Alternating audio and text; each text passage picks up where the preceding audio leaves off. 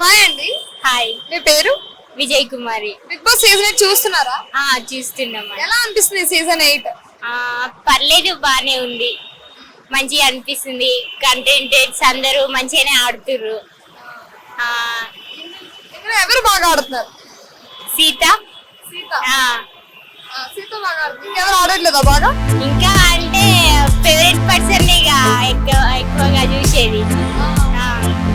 Okay, ఇప్పుడు Sita chief అయ్యారు కదా, సో ఎలా అనిపిస్తుంది? ఎలా చేశారు? బానే చేశారు. అంటే నిఖిల్ బాగా చేశారా లేదంటే సీత బాగా చేశారా చీఫ్ గా? చీఫ్ అంటే నిఖిల్ బాగా చేశారు. ఎందుకు 3-4 వీక్స్ ఉన్నారన్నా? అందుకు 3-4 వీక్స్ ఉన్నందుకు. ఓకే, ఇప్పుడు ప్రోమో చూస్తారా? చేస్తాం. చూసారా? చూస్తాం. ప్రోమోలో యశ్మి మణికంఠ నామినేట్ చేశారు కదా, సో మణికంఠని ఎందుకు నామినేట్ చేశారు అనిపించింది? అంటే ముందు అన్నారు కదా ప్రతి నామినేషన్ మీకు పెడతాము అని చెప్పి, అందుకు నామినేట్ చేశారా లేదంటే ఎందుకు? నామినేట్ ఉందని చెప్పినందుకే నామినేట్ చేసిరు, వేరే ఏది కాదు. మీకు ఎవరు వీక్ అనిపిస్తుంది ఇప్పుడు ఉండే హౌస్ మేట్స్ లో? సీత అనుకుంటున్నా, బాగా ఆడుతుంది కానీ నిఖిల్ ఇలా నిఖిల్ కూడా పోటీగా ఉన్నాడు కాబట్టి సీత అని అనిపిస్తుంది. సీత డల్గా ఉందా, వీక్ ఉందా అనిపిస్తుంది ఇప్పుడు ఈ ప్రోమోలో. సోనియా హెల్మెట్ అయిపోయింది కదా, మీకు ఎలా అనిపిస్తుంది? అయ్యో ఇంకా ఉండుంటే బాగుండు 1 వీక్ 2 వీక్స్ అనిపించిందా? పోనీలే వెళ్ళిపోతే గొడవలు తగ్గుతాయి అనిపించిందా?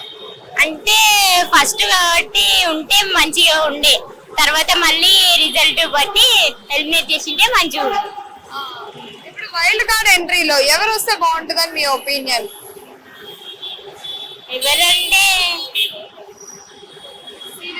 తేజస్వి గౌడ వస్తే ఎలా ఉంటది? కావ్య, తేజస్వి గౌడ బానే ఉంటది. ఒకవేళ కావ్య వస్తే నిఖిల్ గేమ్ ఏమైనా తక్కువ అవుతుందా? ఆమె ఇచ్చే పర్ఫార్మెన్స్ బట్టి నిఖిల్ కి అయ్యే ఛాన్సెస్ ఉన్నాయి. అంటే సోనియా ఇన్ని రోజులు ఇన్ఫ్లుయెన్స్ చేసింది కదా, సో కావ్య కూడా వచ్చాక తిని ఏమైనా డైవర్ట్ అయ్యి అక్కడ గేమ్ తగ్గుతుంది అనిపిస్తుందా? తగ్గుతుంది అనిపిస్తుంది. ఓకే, ఇప్పుడు జెన్యూన్ గా ఎవరు అనిపిస్తున్నారు? జెన్యూన్ అంటే సీతనే.